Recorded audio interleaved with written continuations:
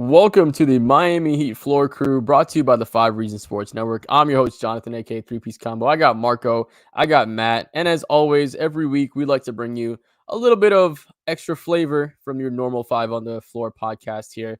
We're going to give you a little bit of a breakdown of, almost here at the midseason. We'll talk about what we've seen thus far into the season, and we'll talk a little bit about a little bit coming up next week in the next week of Miami Heat basketball and give our predictions as well. But let's get it from the top, guys. We are about a game away from being halfway into the season.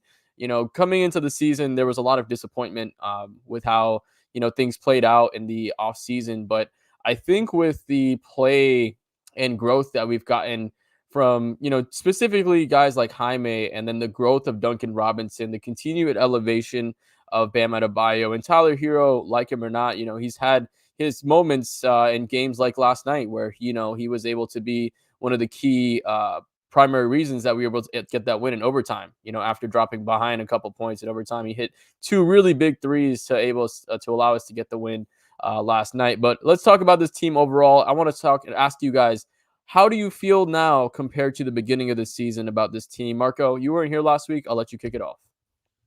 Honestly, it's about the same, but I think the Jaime factor is it's the whole different wrench into the whole equation, which I think slightly better in terms of what they can do now in terms of like cleaning up the wing spot. Because coming into the season, I knew they had a strong like wing like room, but now they have like more guys than they can even play. Like Nico and Jaime are guys that you kind of have to play because you want them to grow. You have to find minutes for everybody now. Caleb, Haywood, Jay Rich, uh, Jaime, and Nico. So it's a lot of wings out there. It's not including Jimmy Butler as well. So now I'm even more confident.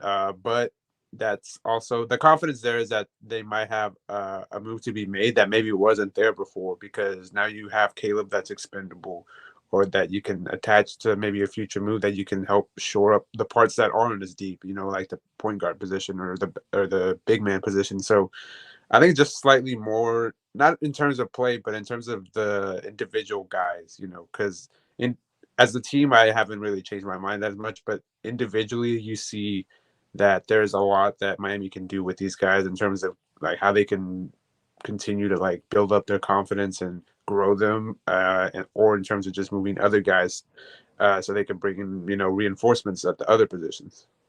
Absolutely. And to your point about Jaime, I think he definitely is. I mean, as a rookie, the numbers that he's putting up, Mr. Van Lee, good night to you as well. Appreciate you joining us here. But like you said, as Jaime, what he's doing as a rookie, top 3 rookie in his class of this season, the fact that we were able to do it yet again with another pick.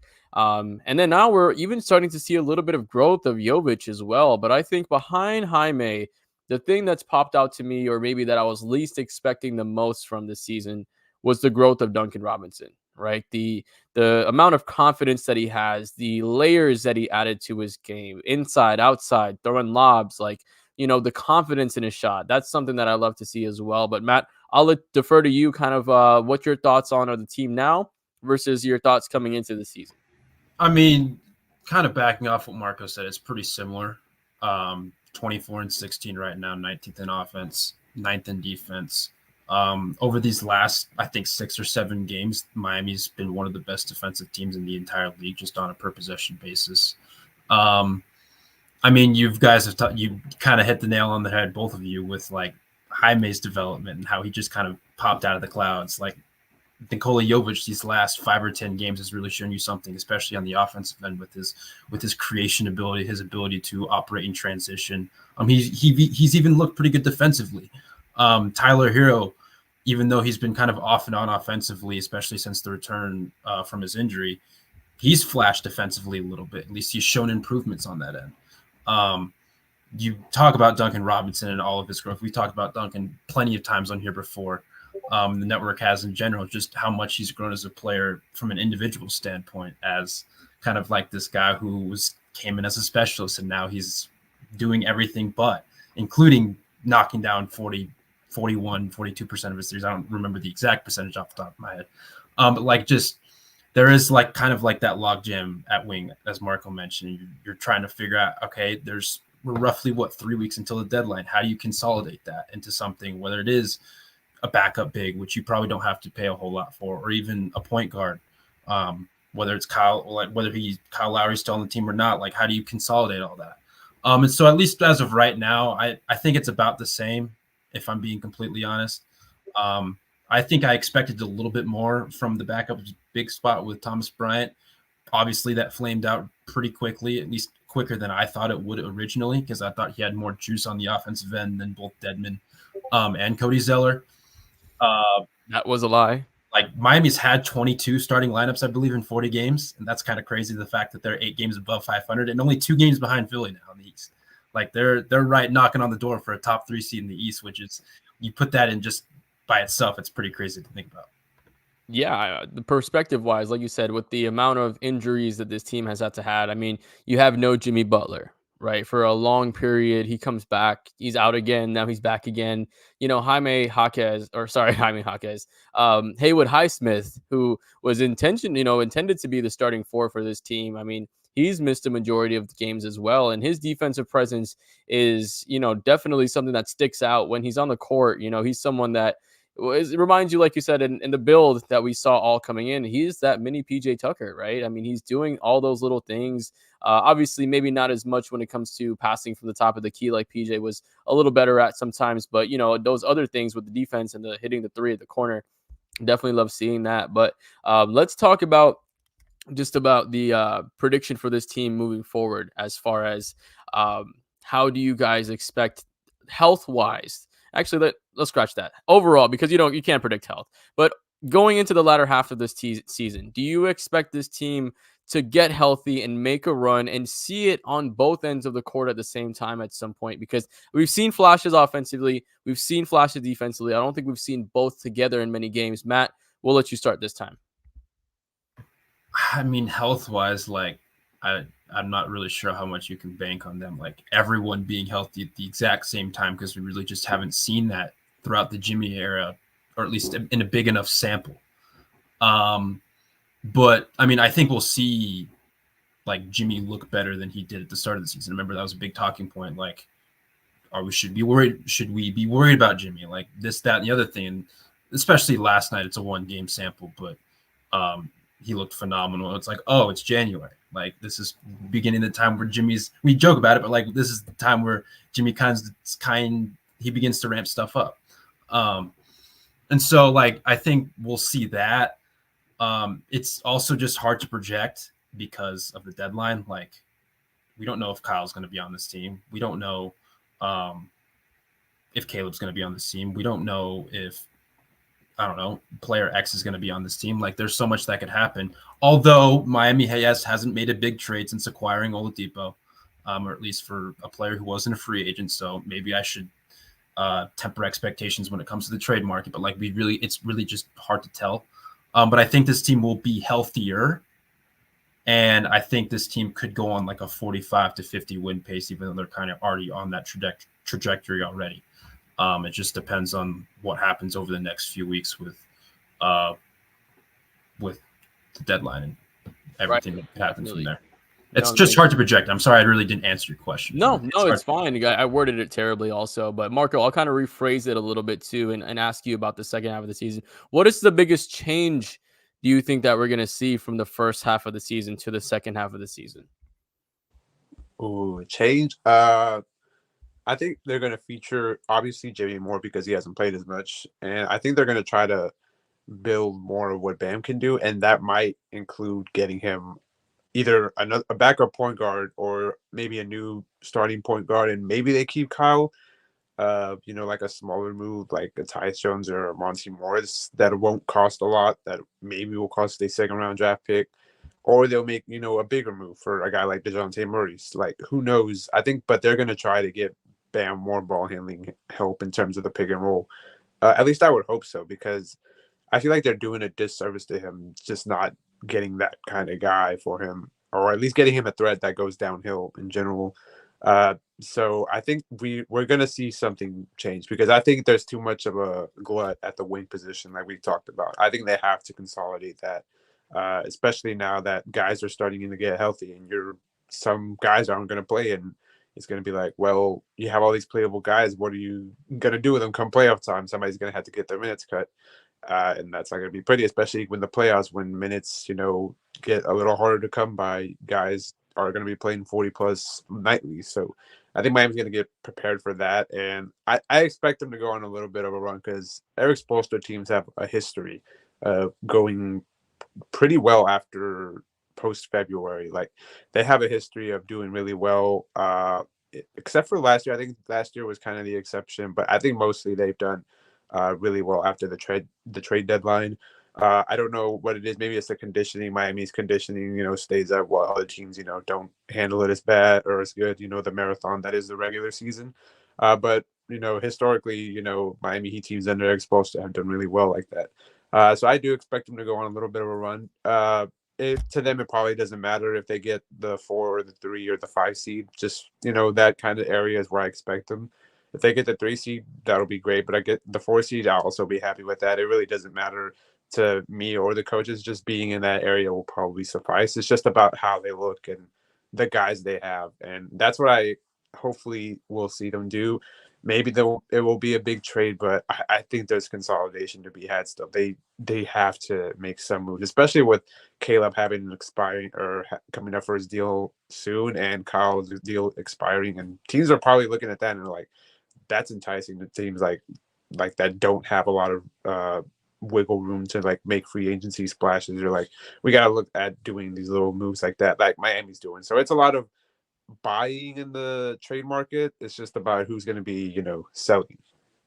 Absolutely. And I mean, to your point, of course, last year it's almost an anomaly in a little way because you had guys like Gabe Vincent and Max Strus who went on to get solid deals from team. Obviously, Max doing a lot better than Gabe, but those were players that you could have traded away and gotten some solid picks for, right? I mean, you could have had contending teams. So you don't want to continue to allow players to develop and then just let them go somewhere else, right? We've seen that happen a lot of times. Kendrick Nunn was another person where you let him develop and you let him walk, right? You could have easily traded him when he was in Rookie of the Year, contention for a first or a second round pick, which would allow you to have some more assets to potentially trade for another player. But you don't want to allow these guys that you create into playable players. Like Caleb Martin is someone you brought in. He was essentially a nobody. You brought him in. You got him playing time. You got him to really find his identity in this league. And for you not to even get a pick out of that, if you let him walk, he kind of just did that for no reason at that point, right? So definitely want to make sure you consolidate that, or even consolidate, like you said, a Kyle Lowry with an expiring contract as well. There are teams that are looking for veteran leadership. I mean, if an Indiana Pacers, right? A guy behind that, like a Halliburton, or, maybe send him to Detroit so he can give some veteran leadership there, so they're not just winning 2 games on the season. But we're getting close to the end, guys. We only got a couple minutes left. Me and Marco got to bounce here at 6. So we are going to get to predictions here pretty soon. So Marco, I'll let you start with this one with the predictions. We have the Raptors tomorrow, the Hawks on Friday, and the Magic on Sunday. Give me your record for those 3 games and a quick breakdown on it all. I think they go 2-1. The Raptors games we just saw a rock fight yesterday, but the Raptors games are always nasty to watch. But I think Miami comes out of that one. But I do think this is a better Raptors team than the last time Miami saw them. The Hawks, again, another division game. The Hawks that are pretty much in turmoil right now. They really don't know where they're headed. They're looking to trade a lot of their guys. Saddiq Bey and DeJounte Murray have been in trade talks together, honestly, maybe as a package. But, it's a lot of they don't really know what they are right now. It's just we're looking to score and maybe we'll defend. But that's been the Hawks' MO for the last couple of years. I think they'll beat them pretty handily. The Magic game, I think they'll probably lose because I think the Magic are like, we got to beat these guys. They're our big brother. We got to get this monkey off our back this year, especially because the Magic have been playing pretty well this year and on the road and at home. So it's honestly like they're going to look at Miami as like, this is our like measuring stick game to see if we're going to battle for the division at all. So I think it's 2-1, which isn't too bad at all, considering Miami could look at another chance next week to go double digits in terms of games up on 500 records. So but I think that'll be a good week for Miami. If it goes 3-0, then that would be great. I think 1-2 would be really disappointing, but the past homestand went out just like how they thought. So hopefully, this next little stretch will go even better. Absolutely. And to your point, the next four, you have the Raptors, the Hawks, the Magic, and the Grizzlies. And out of those teams, the Magic are really the most elite team. But after that, you have the Celtics, Knicks, Suns, and Kings in a 4-game stretch, which isn't going to be the easiest stretch by any means. But Matt, break down this next week coming up. Like I said, we got the Raptors, the Hawks, and the Magic. How are you feeling about these next couple games? I think they beat Atlanta. Miami, at least for most of the season, outside of like the first few games, have been better at home than they have been on the road. And also outside of that big long road stretch that they had at the beginning of the season. I feel like for like the last month, maybe month and a half, they've been better at home than they've been on the road. So I think they beat Atlanta. They are kind of spiraling a little bit. The Magic one, I think they lose because it's one of those where I think Miami's beaten Miami's beaten Orlando twice already this season, right? Like it might be one of those, like we have to kind of Marco's point, you got to get one against this team. The Toronto game's a swing game for me. Toronto's been pretty feisty this year, especially of late after they acquired Emmanuel quickly, after they got RJ Barrett. Like those guys fit in pretty seemingly to what they have over there, as well as Scotty Barnes emerging in his third season. Like this is a feisty team, and always feels like no matter who's on the team, whenever Miami travels to Toronto, it's hard. It's difficult. It's always close. Whether it's Nick Nurse, whether it's Dark, like it's always close. But I think Miami gets it. I think they go 2-1 in the stretch. That's the swing game for me. That's the one I have the hardest time predicting, if I'm being honest, even though Orlando too. I think they beat Atlanta. I think like at minimum they go 1-2. But I think they ultimately finish 2-1 this week. Absolutely. I mean, you guys last week were all wrong. I was the only one that got correct. I predicted 3-1. You boys were some gutless fools. So I'm about to channel my inner royal, and they're about to blow these boys out. What you mean? We got the Hawks. Who are the Hawks? When was the last time they won something? Segregation? I don't know. And then you have the Raptors. Of course, the Raptors, they're essentially tanking at this point. And then you have the Magic. The Magic have never won anything. The Magic will always be the Miami Heat's little brother. And at the end of the day, it's Go Heat. You already know, guys. I appreciate you joining us as always. We'll keep you locked in for next week until we get to you guys then. Make sure you guys check it on here on the 5 Reasons Sports Network. Follow us. Marco, Matt, follow those guys. My friend Malachi is going to be at the Raptors game taking some pictures, so follow him on Instagram. We'll link that as well. Make sure you guys follow the feed. And thank you guys for always watching, and let's go Heat. We'll see you after the next stream.